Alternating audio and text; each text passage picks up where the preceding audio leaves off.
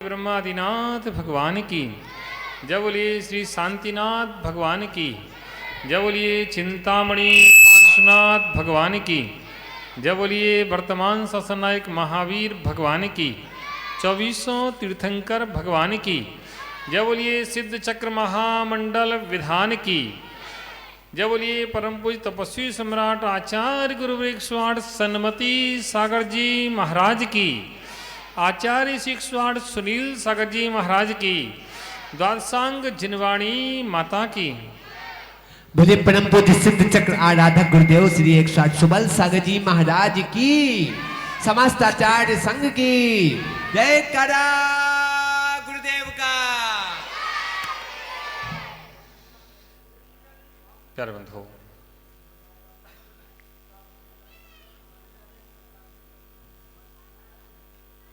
आते सब हैं और जाते भी सब हैं। सब आते हैं, सब जाते हैं, आएंगे और जाएंगे।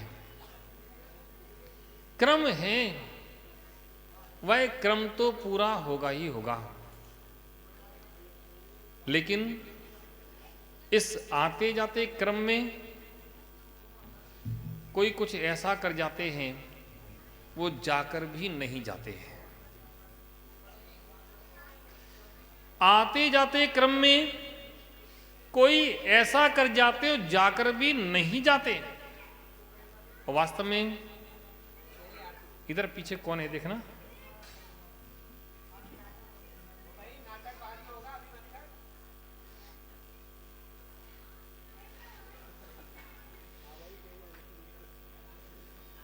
उसकी आवाज यहां तक आ रही बहुत तेज। हम जो चिंतन कर रहे हैं वो टूट जाता है। कोई बीच में बोलता था हो। आते जाते क्रम में आने वाले नहीं रुकेंगे, जाने वाले भी नहीं रुकेंगे। आने वाले आएंगे और जाने वाले जाएंगे। नए थे वो पुराने होंगे, पुराने थे वे चले जाएंगे, फिर नए आएंगे, फिर पुराने होंगे और चले जाएंगे। ये संसार का क्रम है, ये चलता रहेगा, चल रहा है, यह रुकने वाला नहीं है। इस चलते क्रम में वे ही याद करे जाते हैं जो कुछ करके जाते हैं। कौन याद किए जाते हैं? जो कुछ करके जाते हैं, जो कुछ धर के जाते हैं वो याद नहीं किए जाते। लाखों के रुपया तुम जोड़ करके अपने बच्चे को दे देना, यही कहेगा कि मेरे माता पिता ने मुझे दिया क्या, दिया क्या। तुम कमा कमा के परेशान हो गए, जोड़ जोड़ के तुमने रख लिए और सारे अपने बच्चों को दे दिए। और देने के बाद एक शब्द जरूर तुम्हें सुनने को मिल ही जाएगा, भले धीमी आवाज में मिले, कि दिया क्या, मुझे मिला क्या है। सब तो मेरे बड़े भाई को दे दिया है, मेरे छोटे भाई को दे दिया है, फलाने को दे दिया है, था ही क्या।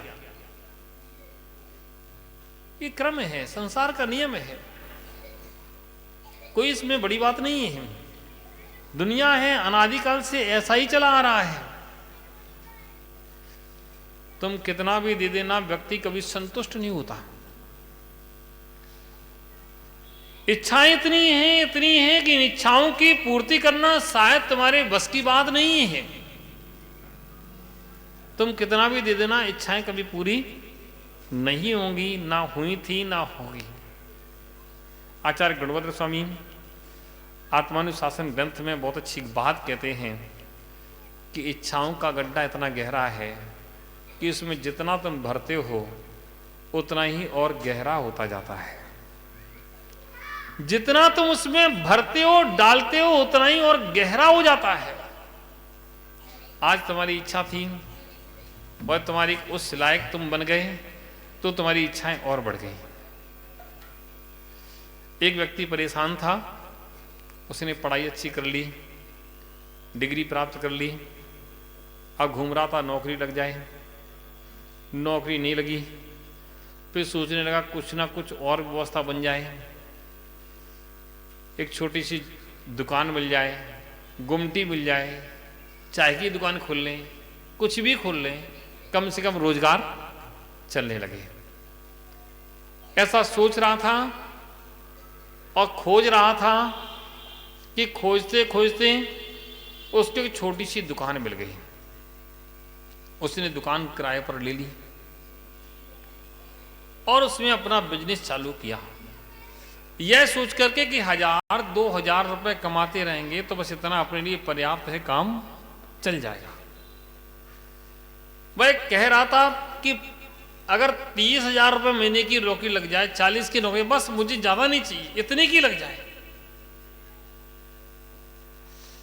और उसको दुकान मिल गई। दुकान पर उसने बिजनेस चालू किया और पहले महीने में ही उसने 60,000 रुपए का मुनाफा किया। कितना किया? यानी 2,000 रुपया रोज एवरेजिंग, इतना मुनाफा किया। अब 60,000 रुपए मुनाफा किया, अगले महीने फिर 60,000, 65,000 रुपए मुनाफा किया।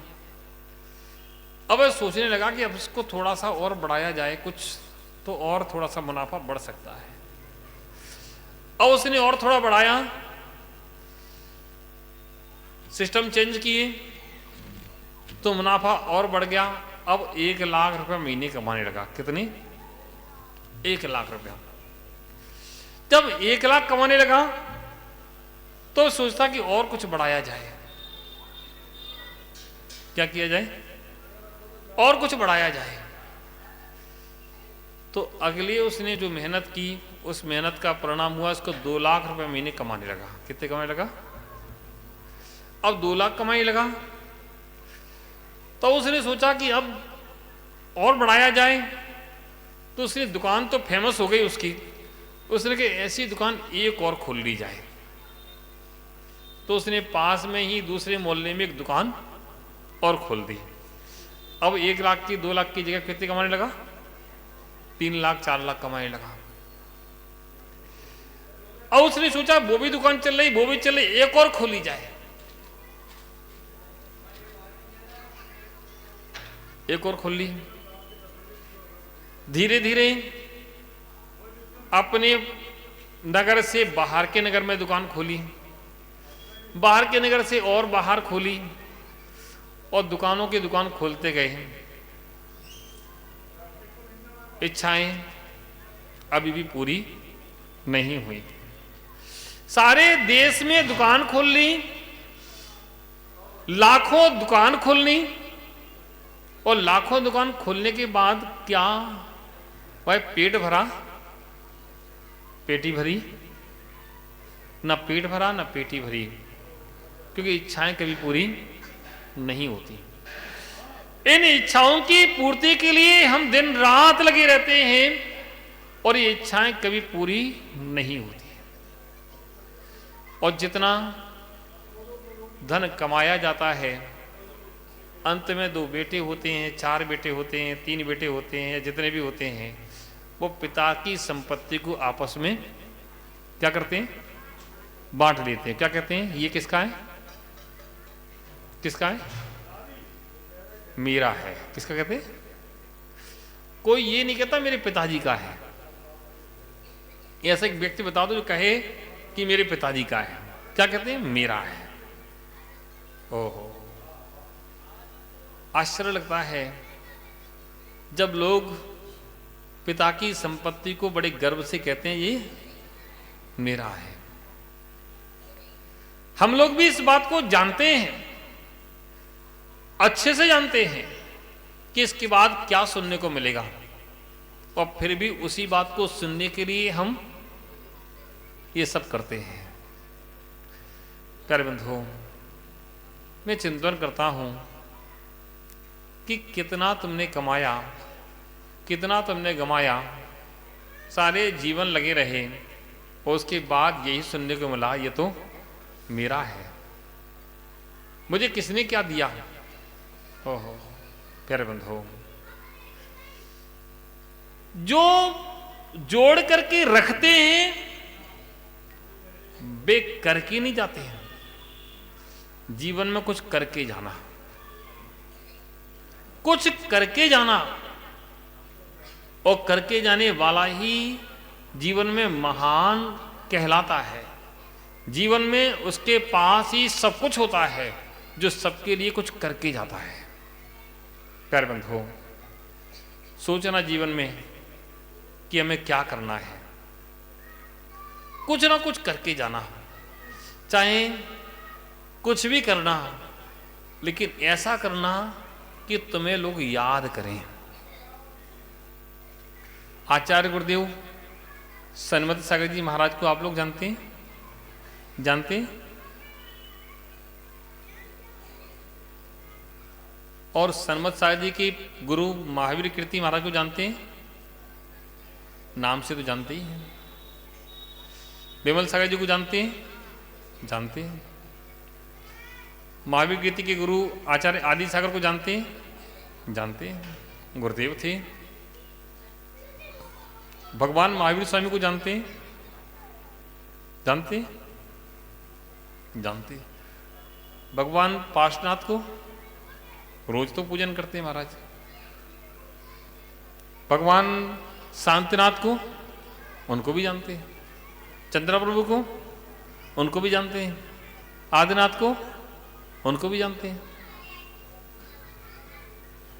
ओह, आदिनाथ को जानते हो आप लोग? जानते हैं महाराज। पहले तीर्थंकर इस काल के हुए, उनको तुम जानते हैं। ये हमारे तीर्थंकर, प्रथम तीर्थंकर भरत चक्रवर्ती के पिता आदिनाथ स्वामी, सब जानते हैं। हमने शास्त्र में पढ़ा है उनके विषय में, हमने सुना है गुरुमुख से उनके विषय में। कब हुए थे आदिनाथ?